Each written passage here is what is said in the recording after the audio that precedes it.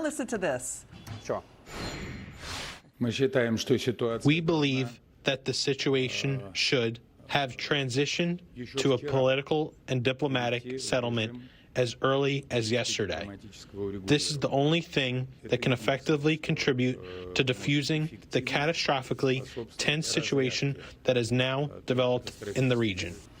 That's a top spokesman for Russia's President Vladimir Putin, urging Iran to end hostilities immediately, move toward a diplomatic resolution. U.S.-Iran direct talks may take place in Islamabad this week. Saudi Arabia and UAE may join the fight against Iran. Joining us now, U.S. Army veteran, retired Lieutenant Colonel James Carafano.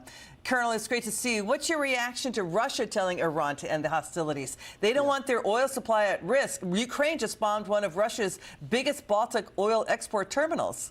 Right. So let's look at this, because we don't know, but why would the Russians want this?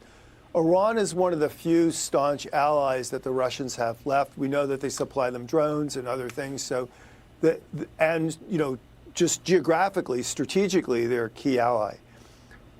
The probable answer here, the logical answer is that the Russians are afraid that the Iranian regime is going to collapse, and that they would be sitting way back in the 1950s with an American ally, a massive, huge American ally, sitting on their doorstep astride the Caucasus in Central Asia. That's a terrifying thought. Literally, the only outlet in the world left would be Russia. I mean, that's a nightmare. So I think the Russians are afraid if the Iranians don't stop, they're not going to be there for them. Wild stuff. I mean, that's an interesting take on that, Colonel. Now, the Pentagon is weighing a possible deployment of a combat brigade from the Army's 82nd Airborne Division. This is as Iran is basically still doing strikes on Israel. That's firing up. Let's take a listen to President Trump today saying Iran is giving the U.S. a big gift. This could be linked to the U.S. possibly controlling the flow of oil in the Strait of Hormuz. Watch this. Why bother talking to them? Because they're going to make a deal. They're going to make a deal. They did something yesterday that was amazing, actually. They gave us a present, and the present arrived today. And it was a very big present worth a tremendous amount of money. And I'm not going to tell you what that present is, but it was a very significant prize. And they gave it to us, and they said they were going to give it, so that meant one thing to me: we're dealing with the right people. Is that nuclear related? No, it wasn't nuclear related. It was oil and gas related. Related to the Strait of Hormuz and the flow of... Yeah, it was related to the flow and to the strait, yeah, it was. Are you negotiating on who's going to control the strait from now on? No, we'll have control of anything we want. We'll have control of anything we want. That's the president. Do you think the U.S. is going to have control of the Strait of Hormuz and oil shipping?